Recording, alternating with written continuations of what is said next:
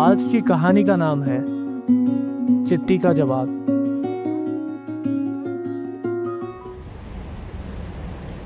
अजमेर के railway station का platform number 3 एक ऐसी जगह थी जो दुनिया के लिए बस गुजरने वाला रास्ता था, पर मेरे लिए वो एक कहानी बन गया था। थोड़ा पुराना प्लेटफॉर्म था, सीमेंट के बेंचेस जिनके पेंट भी अब पुराने पड़ गए थे, और लोहे के पोल्स जिन पर काफ़ी कुछ लिखा गया था, कभी नाम, कभी दिल के राज।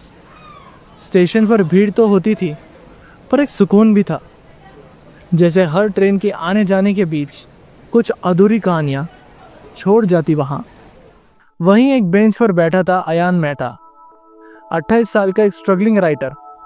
एक हाथ में चाय का कुल्हड़, दूसरे हाथ में एक पुरानी डायरी। नजरें प्लेटफॉर्म पर गुजरते चेहरों में उलझी हुई थी।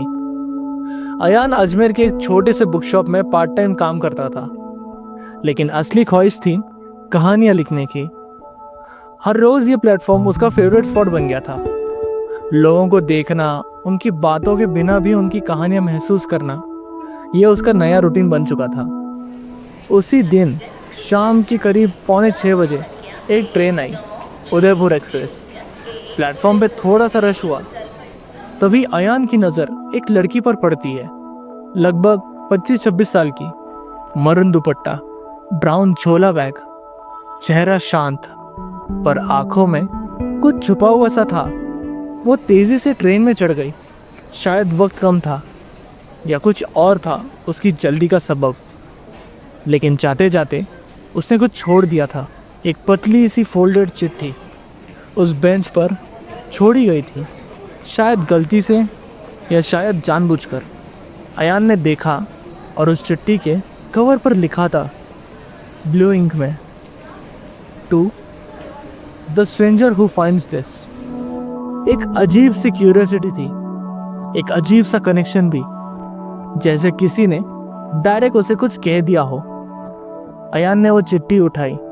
उस वक्त उसे नहीं पता था कि ये सिर्फ एक कागज़ का टुकड़ा नहीं, बल्कि उसकी ज़िंदगी की नई किताब का पहला पन्ना बनने वाला है। और यहीं से शुरू होती है हमारी आज की कहानी, जिसमें ना कोई नाम था, ना कोई एड्रेस, सिर्फ एक चिट्ठी, एक प्लेटफॉर्म और एक राज। अब चलिए देखते हैं अयान ने उस चिट्ठी में ऐसा क्या पढ़ा जो सब कुछ बदल गया। अयान ने चिट्ठी उठाई और उसे अपने साथ ले आया। उसकी उंगलियों ने कागज़ के कोने को धीरे से चुना, जैसे किसी राज को पहली बार महसूस कर रहा हो। रात का वक्त था।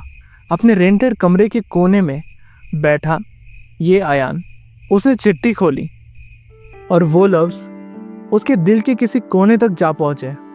अगर तुम ये लेटर पढ़ रहे हो, तो हो सकता है तुम वो इंसान हो जिसे मैं कभी मिलना चाहती थी, लेकिन हिम्मत कभी नहीं हुई।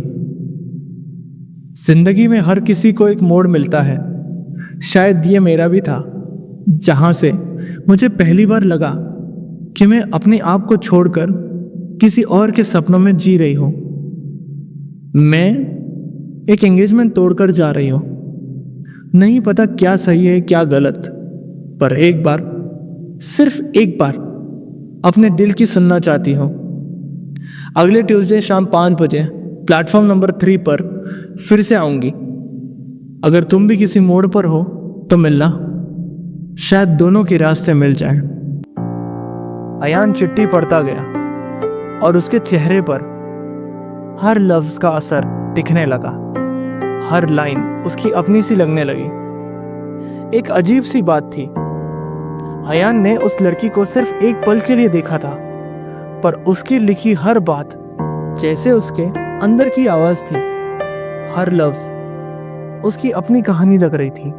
अयान ने कैलेंडर उठाया और ट्यूसडे के दिन पर एक नीली सी लकीर खींच दी। शाम 5 बजे उसी बेंच पर लौटने का वादा, सिर्फ उस चिट्ठी के लिए। वो नहीं जानता था कि कोई आएगा भी या नहीं, पर वो ये ज़रूर जानता था, ये चिट्ठी, ये प्लेटफॉर्म अब उसके लिखने की वजह बन गई थी।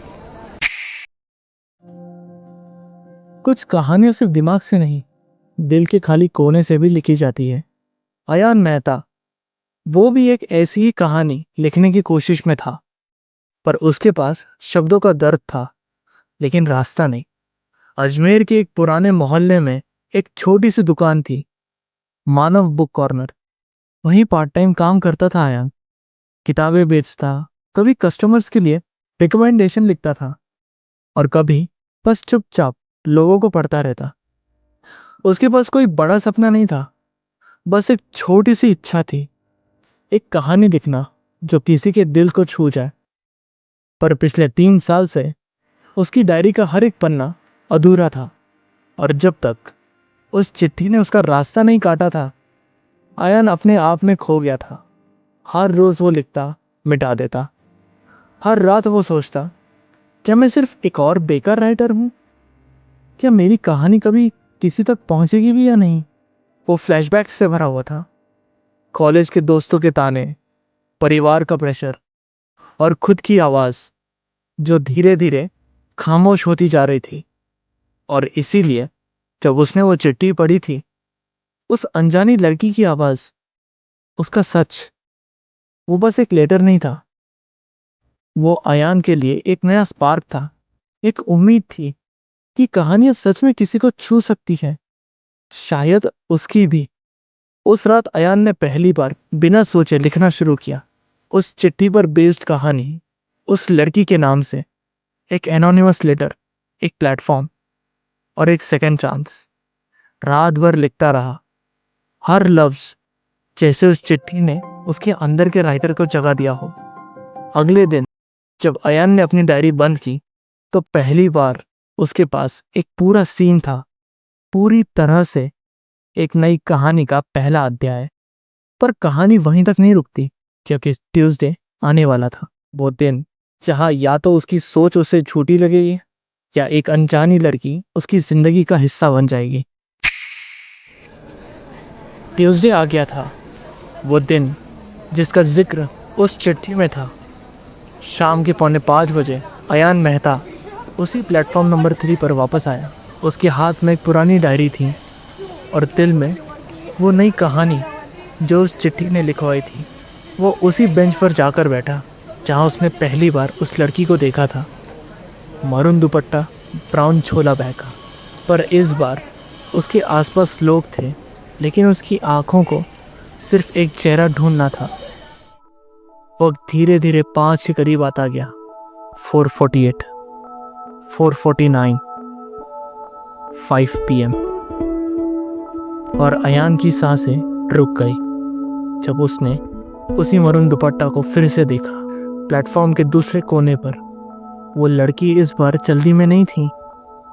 उसकी आंखों में एक शांति थी, लेकिन कदमों में उलझन। वो लड़की अयान के सामने आई। एक लम्हा था, सिर्फ एक पल, जिसमें दोनों एक दूसरे को सिर्फ देख रहे थे।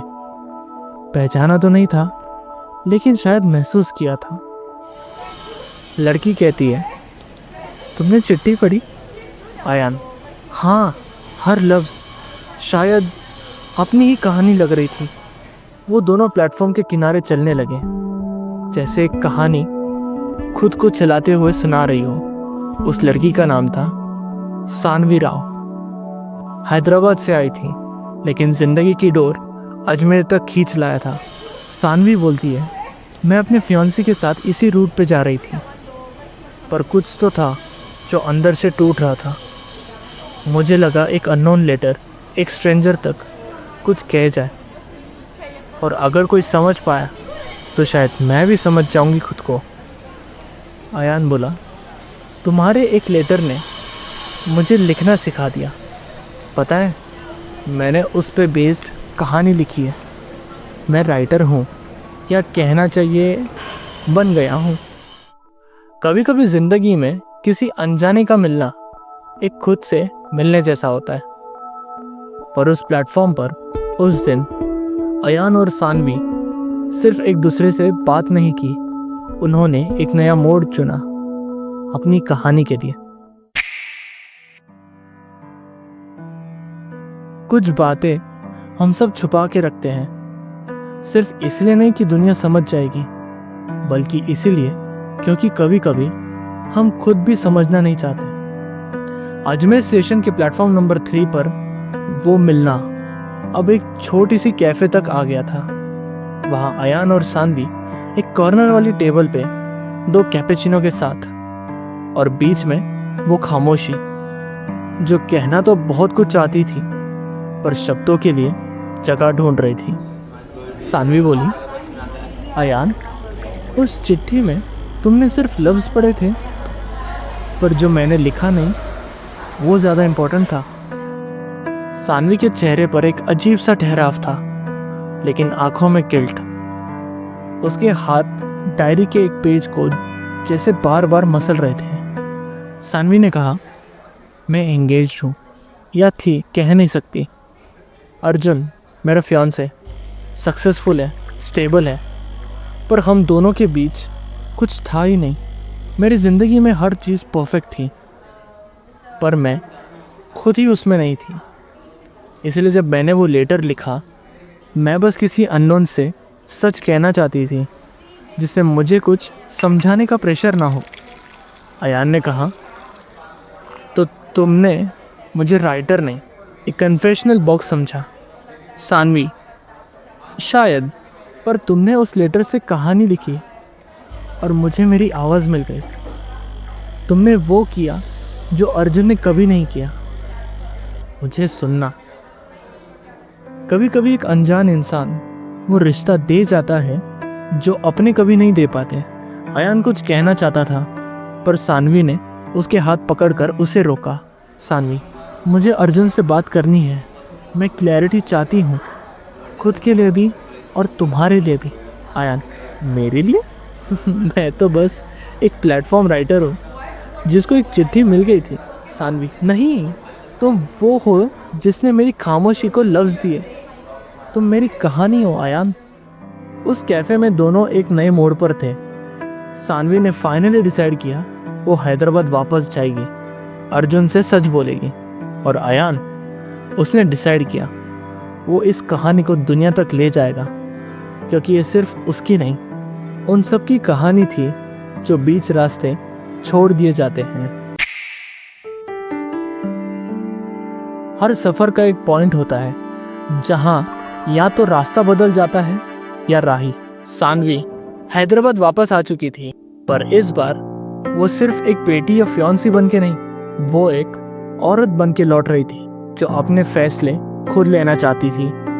अर्जुन घर पर था, same crisp shirt, same routine coffee, सब कुछ पहले जैसा। पर अब सानवी की आंखों में वो पुरानी लकीर नहीं थी। वो छुपाना नहीं चाहती थी, सिर्फ एक बार, बस एक बार सच कहना चाहती थी।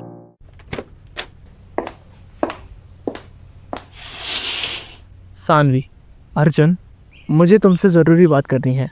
अर्जुन, बोलो, आई एम लिसनिंग। सानवी, तुम अच्छे हो, सक्सेसफुल हो, बट तुम मुझे कभी उस तरह नहीं समझ पाए जैसे मैं चाहती थी। मैं तुमसे शादी नहीं कर सकती अर्जुन। अर्जुन, सडनली एक ट्रिप पे गई, कुछ दिन राइटर से मिली और बस सब खत्म। सानवी, मुझे आयान से नहीं, अपने आप से मिला था। उस लेटर में मैंने जो लिखा उसे पहली बार किसी ने पूरी तरह समझा। तुमने कभी मेरी आंखों में देखकर भी नहीं पूछा क्या मैं ठीक हूँ या नहीं। कभी कभी इंसान का ब्रेकअप किसी और से नहीं, एक पुराने वर्जन से भी होता है, और सानवी ने उस वर्जन को उसी फ्लैट में छोड़ दिया था। सानवी, ये वो असली चिट्ठी है जो मैंने लिखी थी पर पोस्ट नहीं की। वो प्लेटफॉर्म वाली एक और थी, और ये असली। तुम पढ़ लो, शायद तुम समझ सको कि मैं किस दर्द से गुजर रही हूँ। अर्जुन के हाथ में वो चिट्ठी थी और उसके चेहरे पे पहली बार गिल्ट। पर अब देर हो चुकी थी। सानवी निकल चुकी थी, बिना शोर, बिना दर्द, सिर्फ एक सुकून के साथ कि अब वो अपनी कहानी लिखने जा रही है। जिंदगी जब तुम्हारे डिसीजंस की इज्जत करने लगे, तब समझ लो तुम सही रास्ते पर हो। सानवी ने बस एक चिट्ठी लिखी थी, पर उस चिट्ठी ने उसकी जिंदगी लिख दी। पर कहानी अभी भी बाकी है। अजमेर का प्लेटफॉर्म नंबर 3, जहाँ कहानी शुरू हुई थी, वहीं सानवी वापस लौट आई थी। लेकिन इस बार वो बस एक कहानी सुनने नहीं, अपनी ज़िंदगी लिखने आई थी। एक हफ्ते का सफ़र था, लेकिन हर दिन ने उसे अंदर से बदल दिया था। सानवी, पता नहीं आयान ने मुझे देखा भी है या नहीं, पर मुझे उससे कहना है कि मेरी कहानी उसके बिना अधूरी है। प्लेटफॉर्म पर वही पुरानी बेंच, वही पुरानी हवा, पर आयान कहीं नज़र नहीं आया। सानवी ने चाय ली और वहीं बेंच पर जा बैठी जहाँ पहली बार उसने वो चिट्ठी छोड़ी थी। पीछे से पुराना स्टेशन मास्टर आता है। और वही है ना जिसने कुछ दिन पहले एक चिट्ठी छोड़ी थी यहाँ? सानवी बोली। आपको कैसे पता? स्टेशन मास्टर, उस लड़के ने, आयान मेहता, उसने कल ही यहाँ आके एक चिट्ठी छोड़ी थी। मुझसे कहा अगर वो लड़की वापस आए तो उसे देना। सानवी ने कांपते हाथों से वो चिट्ठी खोली। कवर पर सिर्फ लिखा था, to the one who gave me a reason to write again. तुमने मुझे नहीं ढूंढा, तुमने मुझे पाया, और मैं कब का अपना सब कुछ उस प्लेटफॉर्म पर छोड़ चुका हूँ जहाँ तुम आई थी। अगर तुम वापस आई हो तो मैं तुम्हारा इंतज़ार लाइब्रेरी के उस कॉर्नर में कर रहा हूँ जहाँ हमने पहली बार कहानी के बारे में बात की थी। और उस मोमेंट में सानवी उठकर भागी। वो स्टेशन के उस नैरो गेट से निकलती है और ऑटो लेती है। उसके चेहरे पे एक मुस्कान है, जैसे किसी छोटी सी लड़की को अपनी फेवरेट किताब मिल गई हो। लाइब्रेरी का वो कॉर्नर जहाँ कभी आयान सिर्फ कहानी लिखने आता था, आज उसके सामने खड़ी थी उसकी अपनी कहानी। सानवी। आयान, तुम वापस आ गई? सानवी, तुमने बुलाया था तो कैसे नहीं आती? 2 लफ्ज़ों की कहानी थी, एक चिट्ठी और एक बेंच से शुरू हुई, और आज वो जिंदगी बन गई थी। लिखने वाला मिल गया था और कहानी का सच्चा अंजाम भी।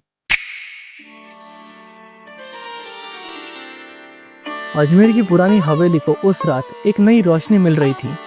यहाँ हो रहा था एक इंटीमेट स्टोरी टेलिंग इवेंट, आवाज़ कहानी, और स्टेज पर था Ayaan Mehta.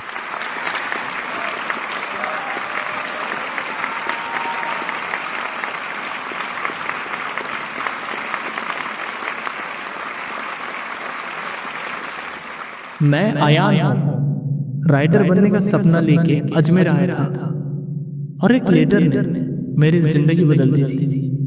Letter letter letter letter वो चिट्ठी जो प्लेटफॉर्म नंबर 3 पर मिली थी, उसने मुझे सिर्फ एक कहानी नहीं, एक जिंदा किरदार दिया। उसका दर्द, उसकी सच्चाई, उसकी लिखने की आदत, सब कुछ मेरी रूह तक उतर गया था। तुमने लिखा था, कभी कभी किसी अनजान को अपना सबसे गहरा राज कहना आसान लगता है, क्योंकि उसमें तुम्हें जज करने का वक्त नहीं होता, सिर्फ महसूस करने का वक्त होता है। मैं वो अनजान था और तुम मेरी वो पहचान बन गई। जब आयान ने वो लिखा, सानवी ऑडियंस में थी। उसकी आंखों में आंसू थे, पर दिल में एक सुकून।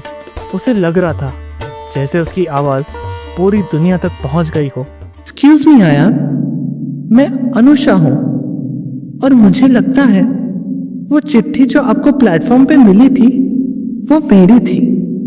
आयान, क्या आपकी थी? अनुषा, हाँ, मैंने वो चिट्ठी लिखी थी 3 महीने पहले। उदयपुर जा रही थी। अपने थेरेपी के प्रोसेस में मैंने काफी कुछ लिखा, और मैं अक्सर स्ट्रेंजर लेटर्स लिखकर छोड़ देती थी, बिना किसी नाम के, बस किसी तक पहुंच जाए तो ठीक। आयान शॉक में था।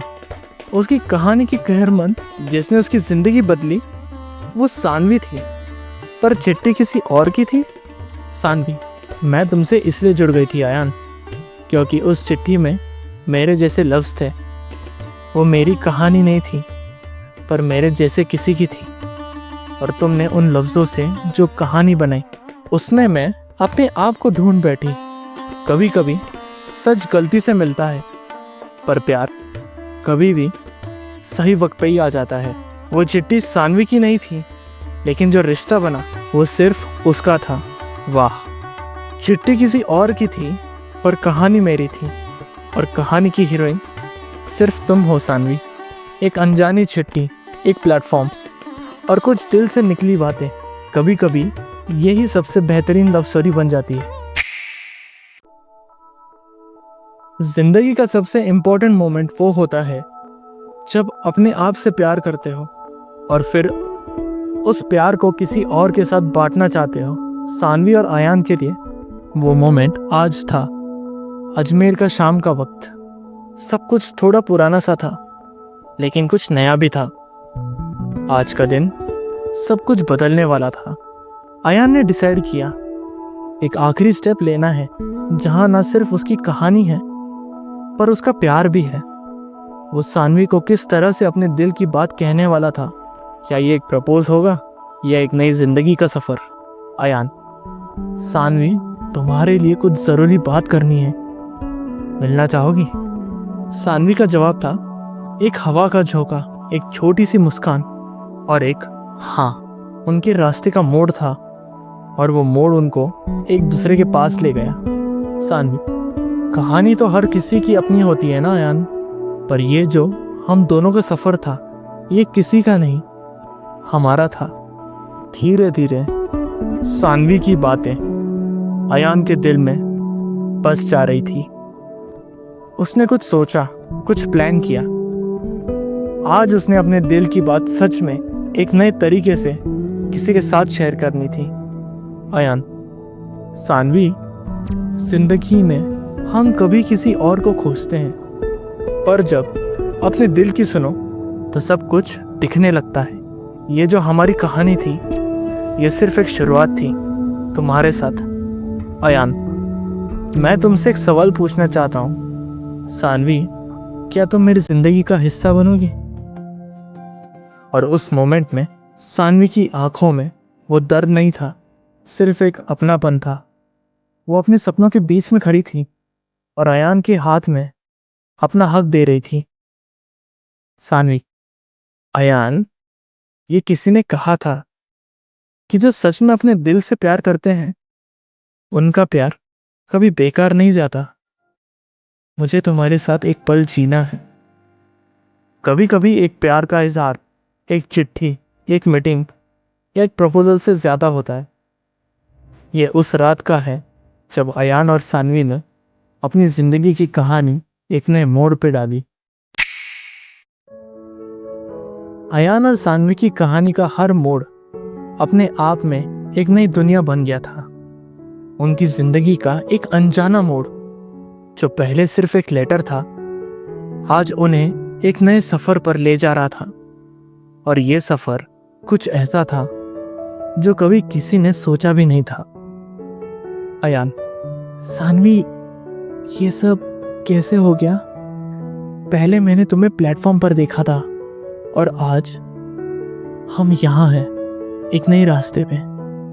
सानवी, आयान, तुमने जो प्यार दिया, जो सच्चाई दिखाई, उसी ने मुझे अपने सपनों का रास्ता दिखाया। और तुम्हारी जो चिट्ठी थी, उसने सब कुछ क्लियर कर दिया। जब आयान और सानवी की कहानी एक पब्लिक इवेंट में अनफोल्ड हो रही थी, सभी को ये एक खास कनेक्शन जैसा लग रहा था। वो दोनों एक बेहतरीन ट्विस्ट के साथ स्टेज पर थे, लेकिन उनकी स्टोरी का ट्विस्ट कुछ और था। होस्ट, आज हमारे बीच में हैं आयान मेहता और सानवी। उनका प्यार और उनकी कहानी हमेशा हम सब के लिए इंस्पिरेशन बन गई है। और इस रात एक स्पेशल अनाउंसमेंट है। सभी की आंखों में क्यूरियोसिटी थी। सब समझ रहे थे कुछ बड़ा होने वाला था। आयान और सानवी की कहानी एक नए मोड़ पर थी, जहां एक अनएक्सपेक्टेड डिसीजन लिया गया था। आयान, मुझे ये बताना है कि मैं अपने लिखने के सफर में सिर्फ अपनी कहानी नहीं, पर आप सबकी कहानियां भी शामिल करना चाहता हूं। और इसीलिए सानवी, ये मोमेंट में तुम्हें कुछ स्पेशल देना भी चाहता हूं। सानवी, अयान, तुमने मुझसे कहा था कि तुम्हारा सपना कभी अपना नहीं था, पर अब मैं समझ गई हूं, तुम्हारे सपने में हर एक इंसान का सपना शामिल है। अयान, सानवी, मैं तुमसे शादी करना चाहता हूं, पर इससे ज्यादा मैं चाहता हूं कि हम दोनों मिलकर अपने सपने जिए। ये सिर्फ एक प्रपोजल नहीं है, ये एक कमिटमेंट है। हम दोनों मिलकर दुनिया को दिखाएंगे कि सच्चाई और प्यार सबसे अहम चीज है।